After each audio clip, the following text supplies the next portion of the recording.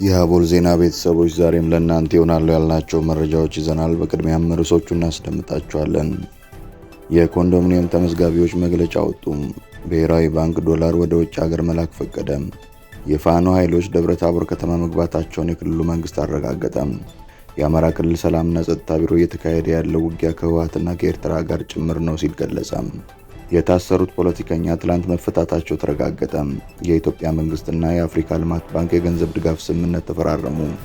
እንዲሁም ዶናልድ ትራምፕ ከኔታንያሁ ጋር ከተወያዩ በኋላ በኢራን ላይ ስላሳዩት የተለሳለሰ አቋም እንነግራችኋለን። አብራችሁን ቆዩ።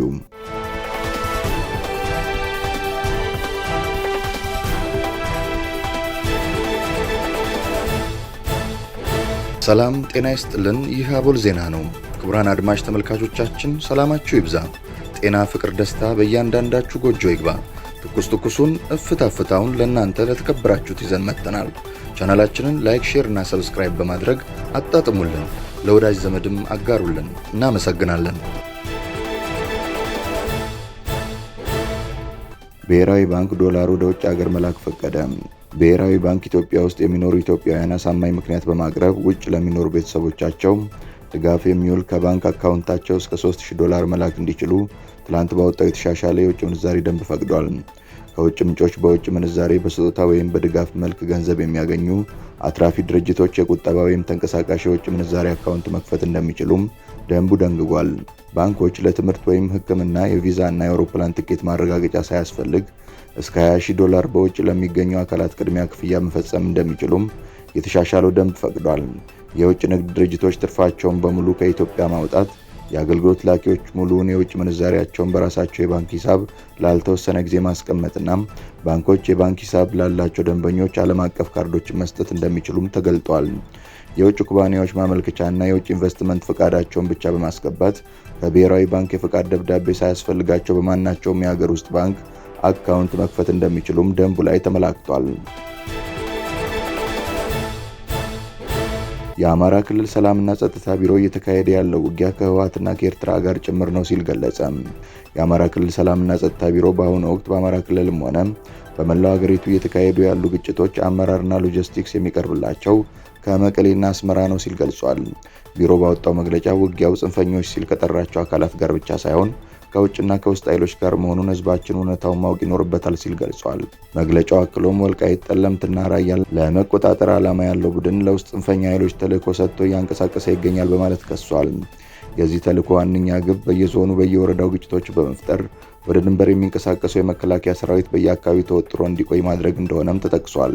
ይህም ያለምንም ከልካይ የተጠቀሱትን አካባቢዎች ለመቆጣጠር የታለመ ስልት መሆኑን አስረድቷል። ቢሮ አክሎም እየተካሄደ ያለው ውጊያ ከላኪ ታሪካዊ ጠላቶችና ከተላላኪ የውስጥ ባንዳዎች ጋር መሆኑን ገልጾ መላው ህዝብ አካባቢውን በንቃት እንዲጠብቅና በራሱ አቅም የህግ የበላይነት እንዲያስከብር ጥሪ አቅርበዋል። የመከላከያ ሰራዊት ዛሬም እንደ ትላንቱ የሀገሪቱን ድንበር በተጠንቀቅ እየጠበቀ እንደሚገኝ በመግለጫው ማጠቃለያ ላይ ቢሮ አመላክቷል። የኢትዮጵያ መንግስትና የአፍሪካ ልማት ባንክ የገንዘብ ድጋፍ ስምምነት ተፈራረሙ። የኢትዮጵያ መንግስትና የአፍሪካ ልማት ባንክ ለኢትዮጵያ የምግብ ዋስትናና ለኑሮ ማሻሻያ የመቋቋም አቅም መገንባት ፕሮግራም ማስፈጸሚያ የሚውል የ$71.9 ሚሊዮን የፋይናንስ ስምምነት መፈራረማቸውን የገንዘብ ሚኒስቴር አስታውቋል።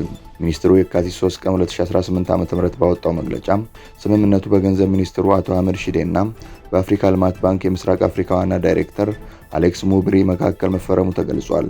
ባንኩ ይህን ስምምነት የተፈራረመው የአረንጓዴ የአየር ንብረት ፈንድ እውቅና ያለው ወኪል በመሆን ነው። እንደ ሚኒስትሩ መግለጫ ከሆነ ፕሮጀክቱ በአሁኑ ወቅት በአፍሪካ ልማት ባንክ ድጋፍ እየተከናወነ ያለውን ለምግብና ለስርዓተ ምግብ ዋስትና የመቋቋም አቅምን የመገንባት ፕሮግራም የሚያግዝ ነው። በተጨማሪም በከብት አርቢና በከፊል አርሶ አደር ማህበረሰቦች ላይ ከአየር ንብረት ለውጥ ጋር ተያይዞ የሚከሰቱ ተጋላጭነቶችን ለመቀነስ የሚደረገውን ጥረት ያሰፋል ተብሏል። ይህ ተነሳሽነት ቀደም ሲል በባንኩ ድጋፍ የተከናወኑ ተግባራትን መነሻ ያደረገ ሲሆን ይህም ቀጠናዊ የሆነውን የድርቅ መቋቋም አቅምና ዘላቂ የኑሮ መሰረት ፕሮግራም እንደሚያጠቃልል ተጠቁሟል። ፕሮግራሙ የአየር ንብረት ለውጥን የሚቋቋሙ የፈጠራ ስራዎችን፣ የዲጂታል የምክር አገልግሎቶችንና የአየር ንብረት የገንዘብ ድጋፍን ለማግኘት የሚያስችሉ የተሻሻሉ አማራጮችን ያስተዋውቃል ተብሎ ይጠበቃል። የኮንዶሚኒየም ተመዝጋቢዎች መግለጫ አወጡ። የ2005 ዓ.ም የ20/80 እና የ40/60 የኮንዶሚኒየም ተመዝጋቢዎች መግለጫ አውጥተዋል። ተመዝጋቢዎቹ ከቀናት በፊት በማህበራዊ ሚዲያ ያወጡትን መግለጫ እንደሚከተለው እናቀርባለን።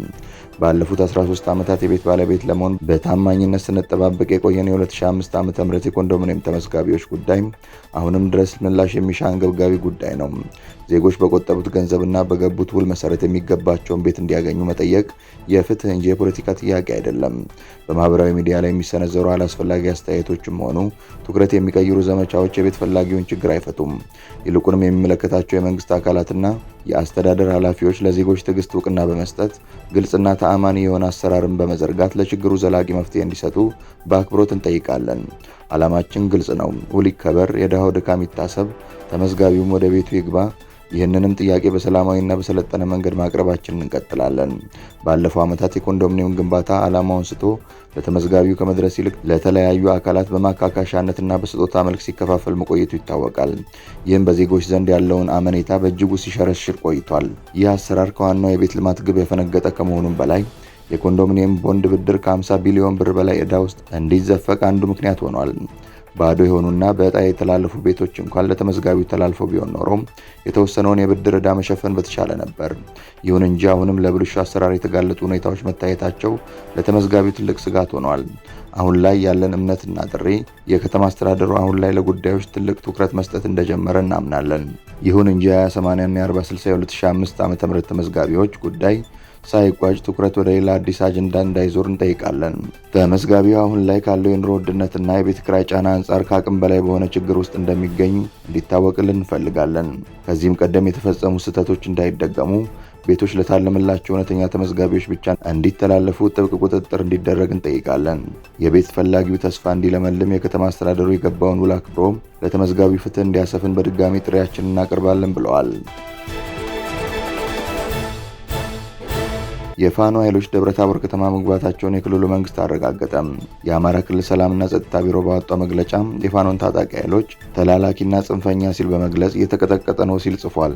ደቡብ ጎንደር ዞን በቂ የጸጥታ መዋቅር ባልነበረባቸው ወረዳዎች የህዝብ ተቋማትን እያወደመ ፎቶ የተነሳ ሲሸለልና ሲፎክር የሰነበተው ጽንፈኛ ኃይል ደብረታቦር ከተማ ላይ ተመሳሳይ ድርጊት ለመፈጸም ዘው ብሎ ገብቶ መውጫ አጥቶ ከዛው እንደ ቅቤ ቀልጦ ቀርቷል። በአሁኑ ሰዓት በርካታ አስክሬንና ቁስለኛ የተጎተተ መፈርጠጥ ጀምሯል ሲል ቢሮ በመግለጫው ጠቅሷል። መግለጫው ቀጥሎም በደረሰበት ያልተጠበቀ ምትና ባስተናገደው ከባድ ኪሳራ ተበሳጭቶ የኩሩን የደብረታቦር ከተማ ህዝብን ሱቅ ሰብሮ ሀብትና ንብረትን ዘርፎ የህዝብ መገልገያ ተቋማትን በማቃጠል እግሬ አውጭኝ እየፈረጠጠ ይገኛል ሲል በይፋዊ ገጹ አጋርቷል። የፋኖ ኃይሎች በበኩላቸው ከደብረታቦር ከተማ በተጨማሪ በርካታ አካባቢዎችን በቁጥጥራቸው ስር ማዋላቸውን እየገለጹ ይገኛሉ። የታሰሩት ፖለቲከኛ ትላንት መፈታታቸው ተረጋገጠ። ማክሰኞ ዕለት በአዲስ አበባ ቁጥጥር ስር ውለው የነበሩት ታዋቂ ፖለቲከኛ አቶ የሺዋስ አሰፋ ከሰዓታት እስር በኋላ ትላንት መፈታታቸውን የቤተሰብ ምንጮች አረጋግጠዋል። አቶ የሺዋስ የካቲት 3 ቀን 2018 ዓ.ም በቁጥጥር ስር ውለው ሶስተኛ ፖሊስ ጣቢያ ተብሎ በሚጠራው ማቆያ ታስረው የነበረ ቢሆንም ትላንት መሰናበታቸው ታውቋል። እስካሁንም ፖለቲከኛው በምን ምክንያት ታስረው እንደነበረና ምን ተብለው እንደተለቀቁ ከመንግስት ወገንም ሆነ ከቤተሰብ የተሰጠ ይፋዊ መግለጫ የለም። ፖለቲከኛው ሳይፈቱ በፊት የኢትዮጵያ ሕዝባዊ አብዮታዊ ፓርቲ ኢህአፓ የካቲት 4 ቀን 2018 ዓ.ም ባወጣው መግለጫ እስሩን አጥብቆ አውግዞ ነበር። ፓርቲው እስሩን የፖለቲካ አፈና ሲል የጠራው ሲሆን መሰል ድርጊቶች በመጪው ምርጫ ሂደት ላይ ጥርጣሬ እንደሚፈጥሩ ገልጿል። ገዢው ፓርቲ ምርጫው ዲሞክራሲያዊ ይሆናል ቢልም የእጩ ተወዳዳሪዎች መታሰር ግን ከዚህ በተቃራኒው መሆኑን ገልጿል።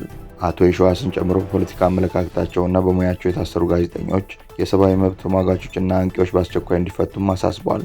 አቶ የሺዋስ አሰፋ መፈታታቸውን ተከትሎ ደጋፊዎቻቸውና ቤተሰቦቻቸው ደስታቸውን እየገለጹ ቢሆንም ኢህአፓ ግን አሁንም ሌሎች የፖለቲካ እስረኞች ያለምንም ቅድመ ሁኔታ እንዲፈቱ ያለውን ጽኑ አቋም ገልጿል።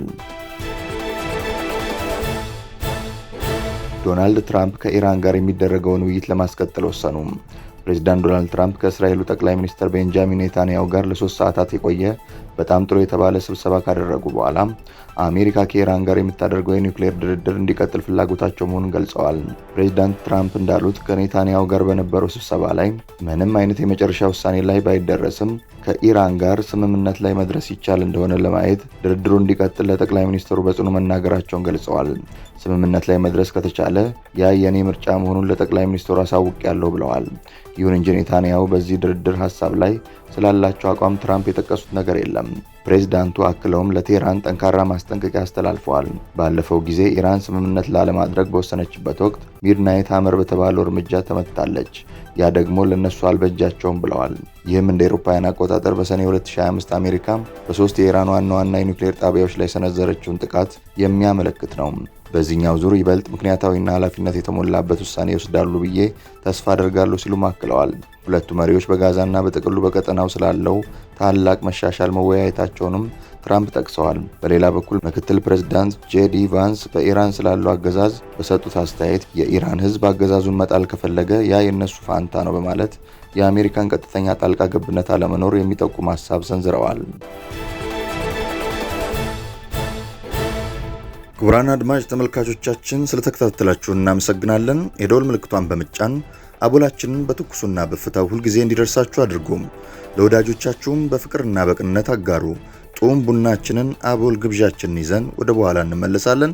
በቸር ያቆየን።